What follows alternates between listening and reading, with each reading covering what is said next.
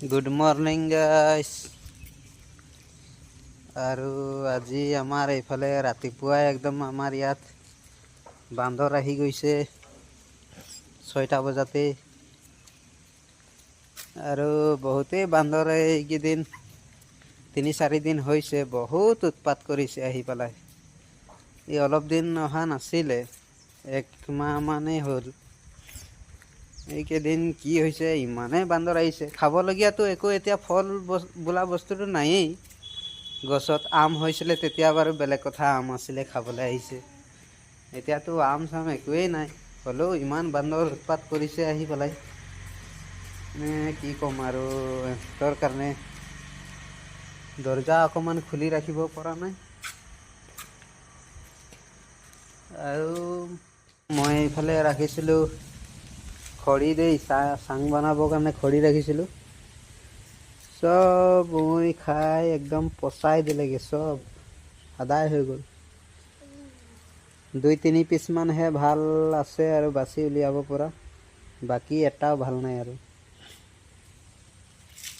আৰু যোৱাকালি আমাৰ লাইনটো 6টামান বজাত আহিলে, 6টা-6:30মান বজাত আহিলে। আৰু তাৰ আগতে মই ভাবিছিলোঁ মানে ইনভাৰ্টাৰৰ পৰা কানেকশ্যন কৰিম। তো বাথৰুমত কোনোবাই ছুইচ দি পেলাই থৈ দিছিলেগৈ লাইনত, মানে লাইট চাইট ফেন চেন চলাই। চব একদম ইনভাৰ্টাৰত যিমান চাৰ্জ আছিলে চব আদায় হৈ গ'ল। দিনৰ দিনটো লাইট জ্বলিছে, ফেন চলিছে। তাৰপৰা আৰু কি কৰিম, উপায়েই নাই।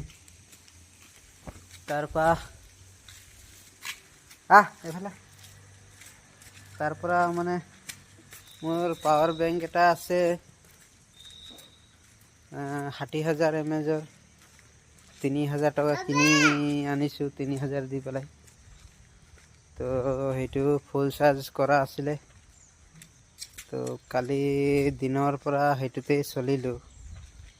সন্ধিয়া সময়ত আকৌ একবাৰ লগাইছিলোঁহে। তাৰ লাইনটো কেতিয়া আহিলে, তাৰপিছত লাইট চাইট এইফালে দেখিলোঁ। আমি নাই অহা বুলি আৰু লাইট চাইট একো জ্বলোৱা নাছিলোঁ।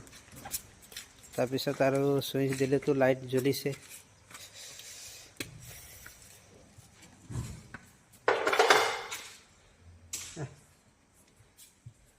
আৰু বৰষুণৰ কাৰণে কাম বনটো হোৱাই নাই। এতিয়া অকণমান বতৰটো ঠিক